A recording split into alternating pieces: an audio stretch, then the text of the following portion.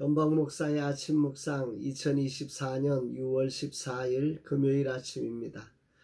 오늘은 잠언 25장 13절로 14절 말씀을 통해서 주인의 마음을 헤아리라 이런 제목으로 말씀 묵상의 은혜를 나누겠습니다. 어제 중보기도 세미나 교재를 준비하며 주님이 집중력을 주셔서 절반 정도 준비할 수 있어 감사했습니다. 시간이 아니라 집중력이 얼마나 소중한 것인지를 다시금 깨닫는 날이었습니다. 어제 박종 목사님께서 진행하는 6주간의 양육 세미나가 시작되었습니다. 열정적으로 참여하시는 소중한 사역자들의 모습이 보기 참 좋았습니다. 모든 자리가 주님의 뜻을 이루는 자리가 되기를 기도합니다. 오늘은 금요 세미나로 송금래 사모님을 모시고 말씀기도 세미나를 진행합니다. 40년을 목회하시면서 터득한 소중한 한 영혼을 세우는 귀한 세미나가 라마나의 선교에서 진행될 수 있어 감사합니다. 멀리서 시간을 내셔서 달려오실 귀한 강사님께 감사를 전합니다. 이날 주님 어떤 말씀을 주실까? 본문에는 충성된 사자와 그렇지 않은 자를 비교하고 있습니다. 13, 14절 충성된 사자는 그를 보낸 이에게 마치 추수하는 날의 얼음 냉수 같아서 능히 그 주인의 마음을 시원하게 하느니라. 선물한다고 거짓 자랑하는 자는 비 없는 구름과 바람 같으니라. 여기에 충성된 사자는 추수하는 날의 얼음 냉수와 같다는 말과 선물한다고 거짓 자랑하는 자는 비 없는 구름과 바람 같다. 이렇게 두 대조되는 이제 충성된 사자와 거짓 자랑하는 자를 대조해서 비유하고 있습니다. 먼저 충성된 사자라고 하는 것을 한번 묵상해 보면 충성된 사자라는 것은 일단 충성을 가늠하려면 주어진 임무가 무엇인지에 대한 정확함이 있어야 되겠죠. 맡겨진 임무를 성실하게 수행하는 사람을 우리는 충성된 사자다 이렇게 볼 수 있습니다. 그런데 생각해 보면 모든 일에 충성하지 못할 이유가 이 세상에는 늘 있습니다. 환경이 충성할 수 없는 조건이 되기도 하고 또 사람들이 도와주지 않아서 충성하지 못할 이유가 되기도 하고 또 주어진 임무의 특성이 나와 맞지 않아서 그렇게 충성하지 못할 이유가 되고 또 그날 컨디션이 내 여러 가지 삶의 정황들이 충성하지 못할 상황이 되어서 이렇게 생각을 해보면 충성된 사자가 당연한 게 아니라 너무 다양한 상황들을 뛰어넘어야만 우리가 충성된 사자가 될 수 있음을 생각하게 됩니다. 이런 상황들을 뛰어넘어서 충성된 사자는 그 모든 이유를 뛰어넘어서 주어진 임무를 자기 입장에서 하는 사람이 아니라 그걸 맡기신 분의 마음을 담아서 그 일을 성실하게 감당하는 사람이 충성된 사람인 거지요. 그러기에 어느 시대 어느 나라를 막론하고 충성된 사자를 싫어하는 이들은 없습니다. 심지어 악한 왕도 충성된 이들을 싫어하지 않습니다. 오늘 본문에서 왕으로 긴 시간을 살았던 솔로몬은 이런 충성된 사자를 향해 추수하는 날의 얼음 냉수와 같다 이렇게 비유를 했습니다. 개인적으로 저는 대학생 시절에 추수할 때 농촌에 가서 단 하루 추수하는 일을 도왔던 기억이 있습니다. 딱 한 번 해봤습니다. 그래서 저는 이 추수가 어떤지 잘 모릅니다. 다만 그때 그 아침부터 시작해서 저녁까지 추수하는 동안에 날이 어두울 때까지 밖에 못했으니까 시간적으로 보면 그렇게 많은 시간이 아닌데 그 시간 동안 제가 식사를 5번을 걸쳐서 했습니다.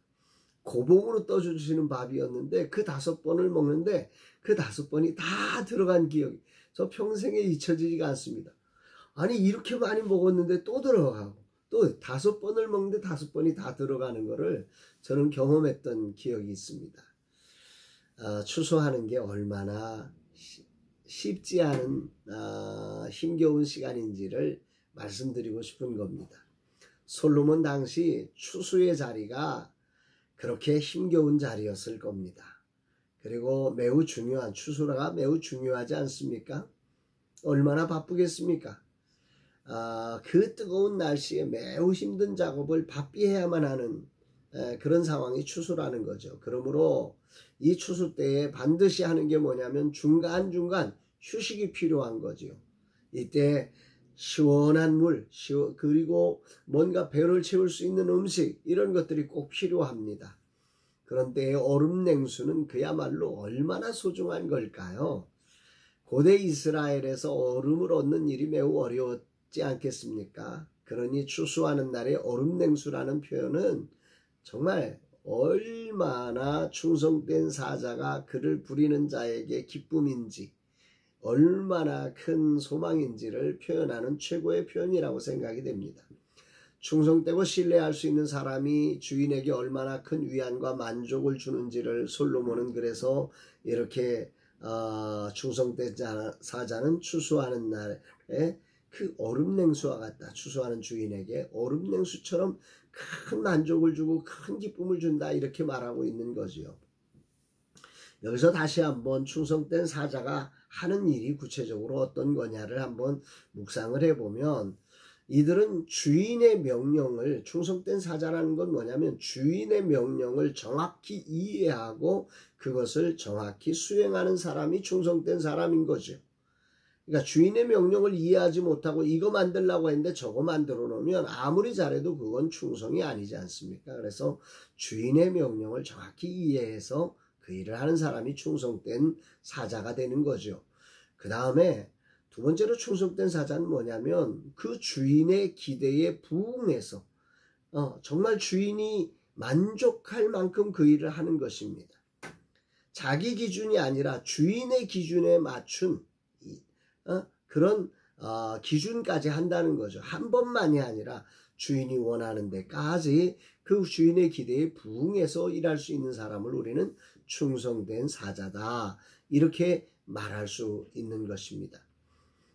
그리고 궁극적으로는 주인이 그에게 맡겨놨을 때 마음이 불안하지 않고 편안한 사람이 충성된 사자가 되는 거죠. 무엇인지 맡길 수 있는 사람인 거지요. 마치 추수하는 날의 얼음 냉수가 힘든 일꾼들에게 시원함을 주는 것처럼 주인의 마음을 그렇게 시원하게 하는 게 충성된 사자다. 아마 이런 충성된 사자를 만나기를 모두가 소망하고 그럴 겁니다. 오늘 아침에 이 말씀을 묵상하면서 저는 이런 생각을 해봅니다. 과연 나의 주인 되신 주님은 오늘 나를 충성된 사자로 느껴서 그렇게 만족하고 평안하고 행복하실까 하는 생각을 해보게 됩니다. 정말 주님 앞에 그런 충성된 사자로 쓰임받기를 소망합니다. 그러나 냉정하게 돌아보면 나는 과연 충성된 일꾼인가, 사자인가, 주님이 얼마나 내게 맡기신 일을 통해 시원함을 느끼고 계신가, 내가 주인의 명령을 정확히 이해하고 그걸 정확히 수행하고 있는 것일까, 정말 주님의 기대에 내가 부응하고 있는 것일까, 나에게 맡기신 일에 주님이 조금도 걱정하지 않고 편안하게 기다리고 계실까, 이런 걸 돌아보고 나면 나는 과연 몇 점짜리 충성된 사자일까, 이런 생각을 해보면서 좀 부끄럽고 안타깝습니다. 여기서 가장 중요한 울림은 충성된 사자가 되기 위해서는 가장 중요한 것이 자기에게 맡긴 것이 정확히 무엇인지를 파악하는 일이죠.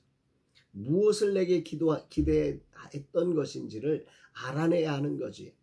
주님이 내게 맡기신 것을 돌아보면 작은 교회의 신음에 반응하라는 것이었습니다. 그리고 그들의 비빌 언덕이 되어주고 하늘 부흥을 이루도록 함께 하라고 하는 거지요. 이것을 향하신 하나님 아버지의 마음을 알아 그 마음을 따라 행하라는 것이었습니다.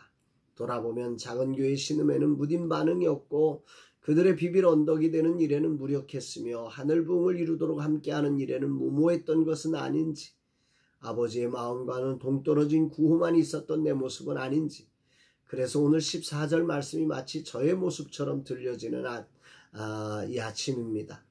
선물한다고 거짓 자랑하는 자는 비 없는 구름과 바람 같으니라. 거창한 말만 있고 아무것도 내놓지 못한 모습을 이렇게 표현한 것일 터인데 꼭 저의 모습을 보는 것 같아서 주님 앞에 얼굴을 들 수가 없습니다. 거창한 말은 있었지만 구체적이고 실질적인 도움을 주지 못한 이들을 향해 솔로몬은 이렇게 표현하고 있는 겁니다. 라마나의 선교의 지난 14년을 돌아보면 나름 구체적이고 실제적인 무엇인가를 해보려고 다양한 시도를 해보았던 건 사실입니다. 부끄럽지 않게 열심히 했습니다. 정말 안 해본 것 없이 다 해보았다고 생각됩니다. 그리고 나름 무엇이 더 좋을까를 끊임없이 고민했고 지금도 고민하고 있습니다. 다음 주간 강사님들 수련회를 준비하고 있는데 바로 이런 고민을 하기 때문입니다. 문제는 내 입장은 그런데 나를 보내주신 그 주님의 마음이 정말 시원했느냐는 다른 문제죠. 내가 만족한다고 주님이 만족하는 건 아니니까 말입니다. 생각해보면 마치 비를 내릴 것 같은 시커먼 구름과 바람은 보여주었지만 정작 비는 내리지 않은 그런 모습인 것 같아서 정말 부끄럽기도 하고 죄송스럽기도 하고 그런 나를 발견하는 아침인 것 같습니다. 왜 그랬을까? 도대체 무엇이 잘못된 것일까? 라는 생각도 한번 해봅니다. 그러면서 생각나는 것은 주님의 마음입니다. 나의 주인이신 주님의 마음을 더 헤아리지 못했던 그분과 긴밀하게 함께하지 못함의 문제임을 인정하게 됩니다. 나름 아침 묵상을 통해 주님의 마음을 알려고 했고 그 말씀을 기준으로 살면서 주님의 뜻을 이루려고 했지만 머리로만 했을 뿐 정말 주님을 헤아려 드리지 못한 충성되지 못한 저의 모습을 주님 앞에 자백하게 됩니다. 마치 자식이 부모의 마음을 헤아리기보다 자기 입장에서 편한 것을 선물하며 부모를 위한다고 생각하듯이 내가 그렇게 주님을 섬긴 것은 아닐까? 정말 주님이 무엇을 어떻게 하시기 원하셨는지 세심하게 기울이며 듣고 행하지 못한 저의 모습을 오늘 자백하며 회개합니다. 주인의 마음을 헤아리지 못한 자는 결코 충성된 자가 될 수 없음을 깊이 묵상하며 후반전 나의 온 관심이 나의 주인 되신 아버지 하나님의 마음을 헤아리며 세심하게 나아가기를 다짐해 봅니다. 주님, 이 하루도 나의 주인이 하나님이심을 고백합니다. 당신이 맡기신 일을 감당하며 당신의 뜻을 세밀히 헤아리며 당신의 마음을 시원케 하는 그런 충성된 자로 서기를 원합니다. 그동안 말만 무성했고 충성되지 못한 이 종을 용서하시고 후반전 다시 기회를 주셔서 감사합니다. 후반전에는 정말 충성된 종이 되어 아버지의 마음을 시원케 하는 그런 종이 되겠습니다. 진실로 주님과 함께하는 종이 되겠습니다. 주여 영광 받아 주시옵소서 고백합니다. 사랑하는 여러분, 여러분들의 삶의 자리 오늘 주님 앞에 어떤 모습이십니까? 정말 주님께 충성된 사람이 되기를 원한다면 먼저 아버지의 마음을 헤아리는 자가 돼야 될 것입니다. 아버지가 여러분들을 어떤 의미를 갖고 그 자리에 두셨는지 오늘 이 자리가 하나님의 어떤 마음속에 내게 주어진 것인지를 기억해내며 이 거룩한 사명 감당하는 저와 여러분 되시기를 주의 이름으로 축복합니다. 사랑합니다.